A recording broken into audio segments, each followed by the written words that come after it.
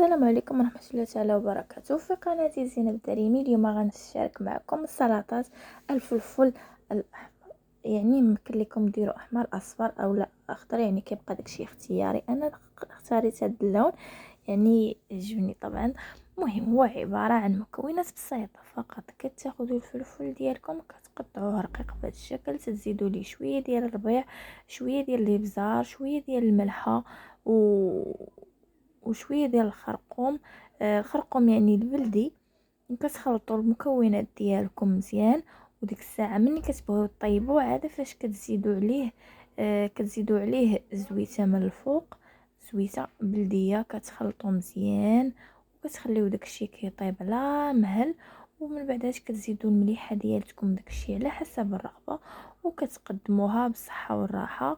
راه دغيا كطيب وما كتستغرقش بزاف ديال الوقت، وكذلك راه كتجي واحد المذاق ما نقولش لكم عليه. ونتلاقاو في فيديو اخر ان شاء الله. باي باي.